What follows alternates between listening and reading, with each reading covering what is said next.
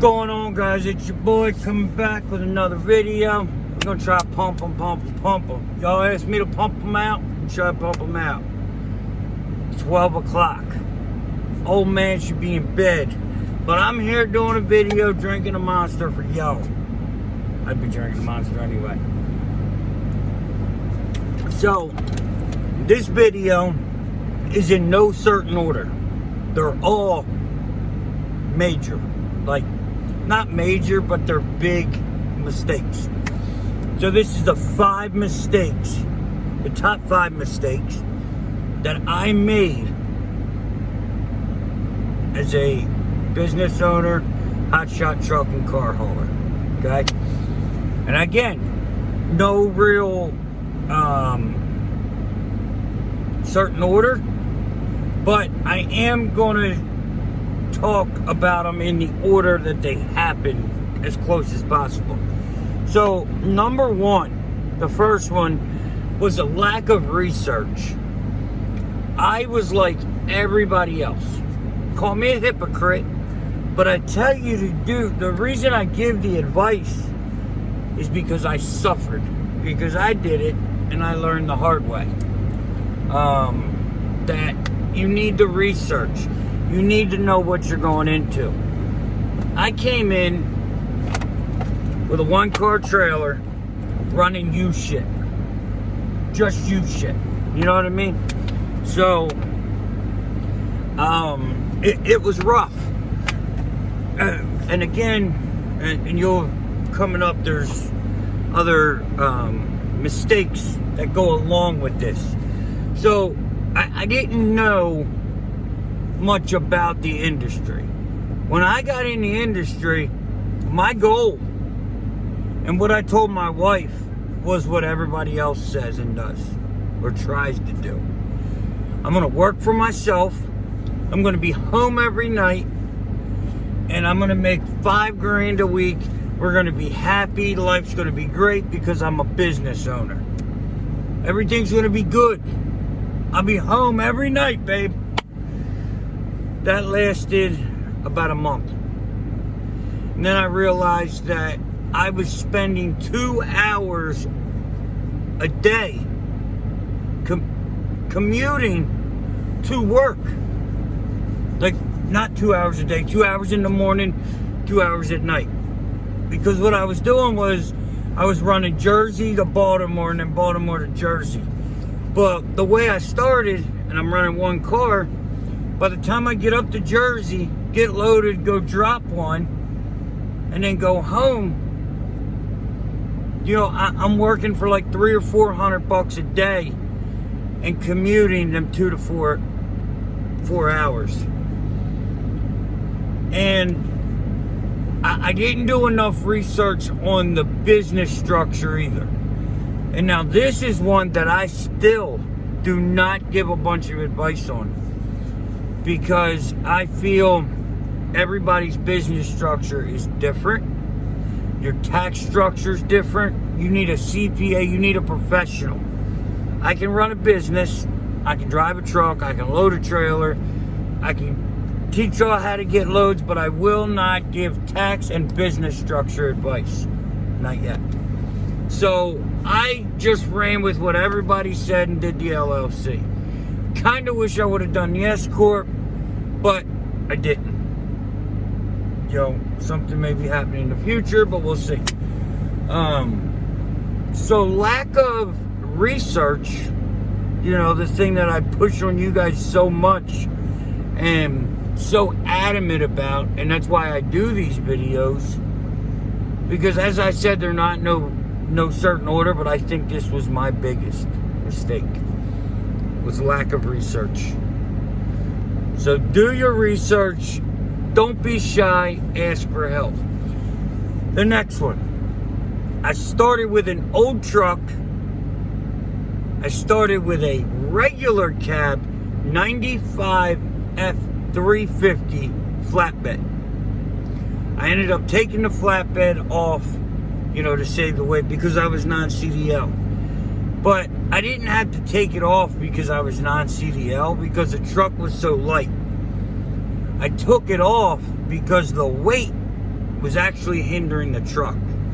Because that truck was not made to pull 25,000 pounds. You know, and with it being a 95, it only had 90,000 miles on it. So everybody's like, oh, low mile, one owner truck, diesel, 7.3. 7.3s are great motors, don't get me wrong. But the way I run, the way I loaded, the way I idled, it wasn't a good truck for the situation. And I slept in that regular cab for about a year and a half.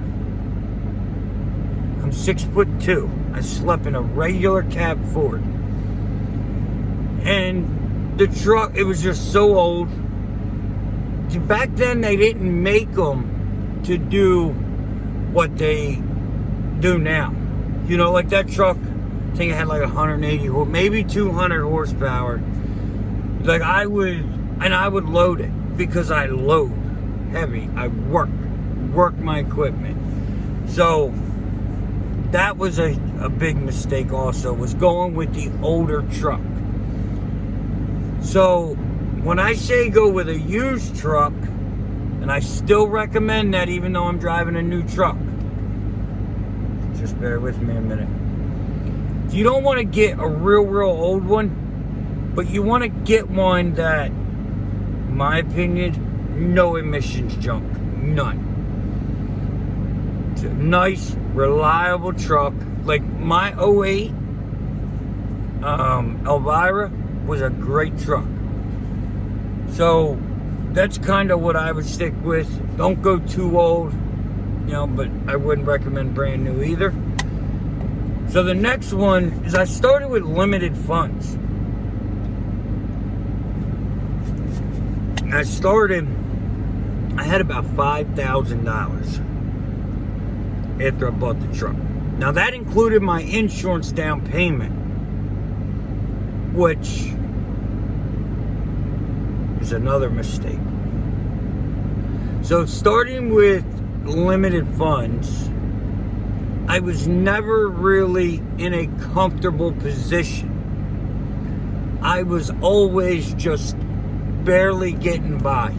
Like I remember getting flat tires and breaking down and having to ask for help to keep going, to get to the drop-off, to get paid, to pay for the truck, or to repay the money. Like, it was bad at times. It was really bad. And that's why I say now, I understand how hard it is to get the money saved up. I get it. It's really hard. And that's why I recommend leasing on, because you have limited startup cost. You get your truck, you get your unladen insurance, your comp and collision. Like, that's the cheaper part of it. You lease on, and you have to worry about your truck, your trailer, out of pocket. That's it. If you're starting on limited funds, that is the way to do it, in my opinion. Even if you're not starting on limited funds, I think leasing on and asking for help is a great idea, as I just did a video about it. So the next one comes along with limited funds. So with the limited funds, I had to get creative. Well, I found a company online. This guy came very highly recommended. His company was called Filings Plus. It was Chris Shea and a lady, Kimberly. They had the biggest scam and racket out there. They got me started up with insurance and my DOT numbers and everything for like $1,700 down. That's my numbers and my insurance. But now let me tell you how they did it. It was actually a scam. So they were not insurance brokers. They were just acting like insurance brokers. And all their clients went through Progressive. You'll understand why in a minute. So what they would do is they would get online or call, and she would say, "Hi, this is Kim from DM Trucking." And she would use her phone number, but my email and all that stuff, you know? So, when I first started, and I didn't know any better, she had me hauling lumber within 100 miles of the house, $750,000 general liability, trucking liability. And if any of y'all know me, I never ran within 100 miles of the house, and I've never hauled lumber. I'm a car hauler through and through and through. So, what ended up happening with that was, I guess they made a mistake on someone's policy. And I guess somebody called, and they couldn't find their stuff. But yet they had a policy number after they went and got the policy number. And then when they looked into it, her number came up. And when they punched it in by phone number, I think there was like 350 policies in this lady's name, like her phone number. Her phone number was linked for 350 policies.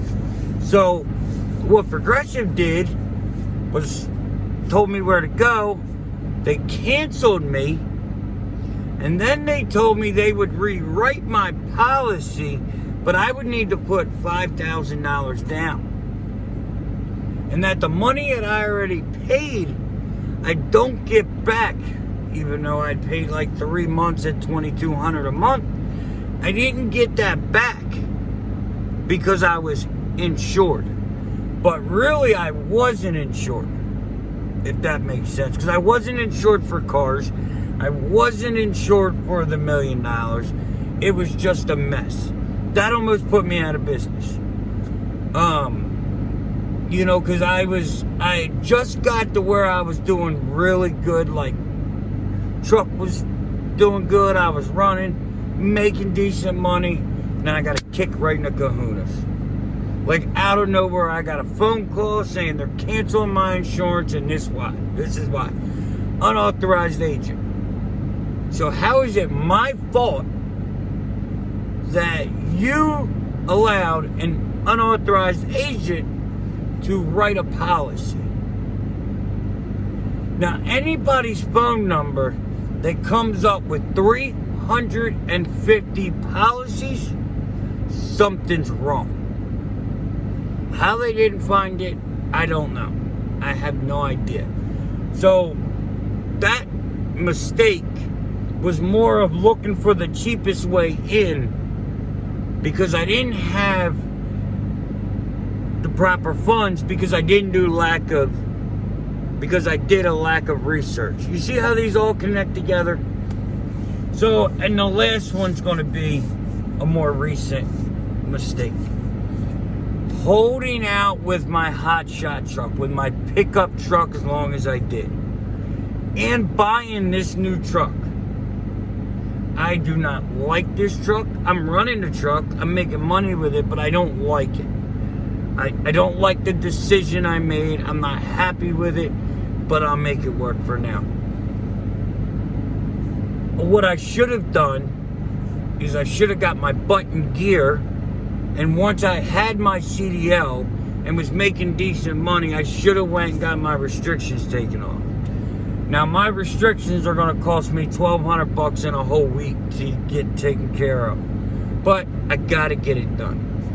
So, buying this new truck and holding out on this new truck, or on the pickup trucks, was my number 5 mistake. I've been through 5 pickup trucks.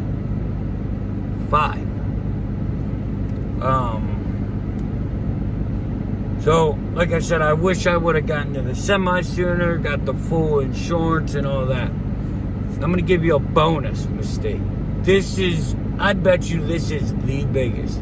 I know I said lack of insurance, or lack of research was, but I did an enterprise lease. Not from Mishawaka, not from Elkhart. It was from Pennsylvania. And I got rammed and railroaded so hard, I was paying $4,000 a month to rent a truck. To rent a truck. And they base it on 28 days, 4-week month, and not 30 or 31, which is 4.33. And the reason they did that is because at the end of the year, you actually paid for 13 months instead of 12. That's very common among insurance and stuff like that. It's just another way to take advantage of you and screw you over. So, I wish I wouldn't have done it, but I didn't have the choice. Susie went down, and when she went down, you know, it was just, I had three issues right before that. Then when I blew the head gasket, it was a wrap. Like, I was done. So, guys, that's my 5 + 1, 6 biggest mistakes getting into Hotshot. So now, in the comments, what is your number 1 biggest mistake? What do you wish you could do over and do differently? But before you get down there and leave that comment, make sure you like, share, subscribe, and hit that bell if you decide that you like this information. If you want to be a successful hotshot trucker, or I've taught you anything. Like I said, hit the bell, give me a thumbs up, like, share, subscribe, and I will see you tomorrow. Peace.